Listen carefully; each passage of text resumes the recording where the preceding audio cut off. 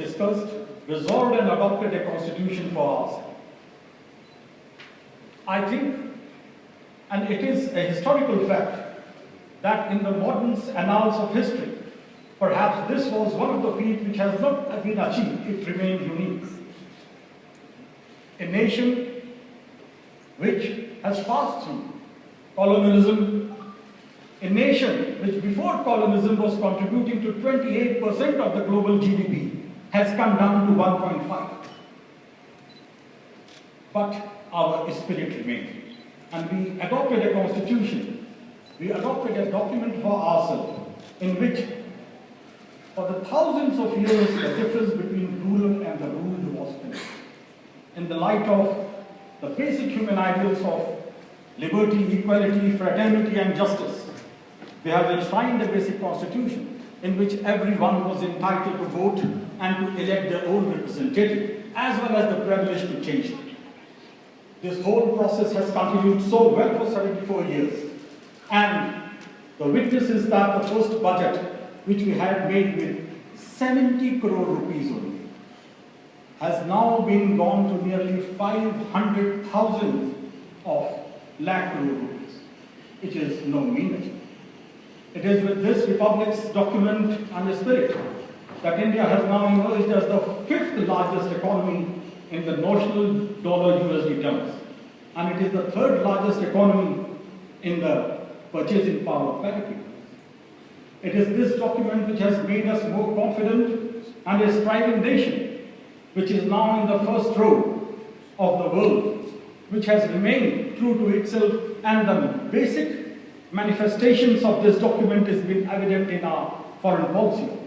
It is based on love, peace, respect for all, and friendship for all. We stand committed that all the differences, if any, should be resolved peacefully by dialogue, by cooperation.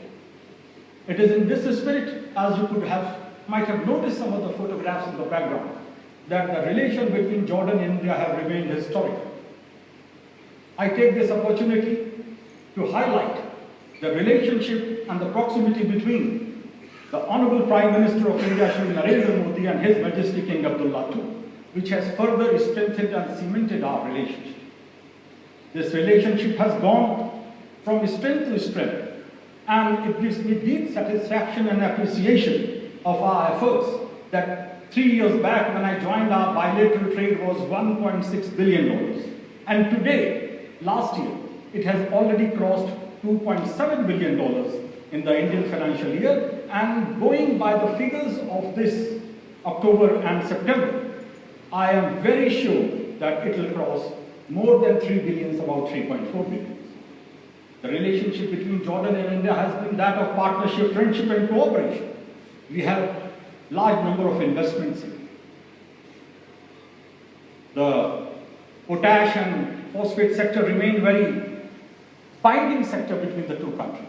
This year, when our minister came, we have signed documents worth more than $2.5 billion in these two fields.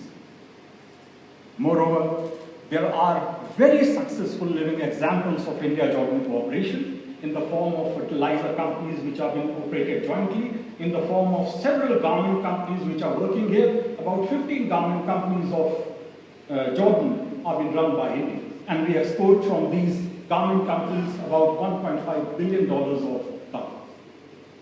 So jointly, India and Jordan relationship is also achieving new heights.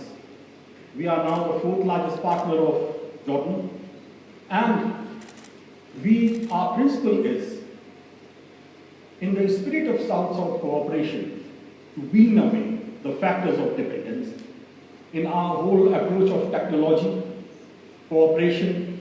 We do not carry any idea of royalties or franchise, which is indeed something which has been highly appreciated by all of you. It gives me great pleasure to see all of you, and you have cooperated in our work and spirit in a very fraternal, brotherly manner, which has gone from strength to strength. I remain indeed very thankful to all of you and to all the Jordan, Hashemite Kingdom of Jordan, the government of Jordan, and the ministers and everyone here who have cooperated and have extended their support, help, and hospitality on every occasion.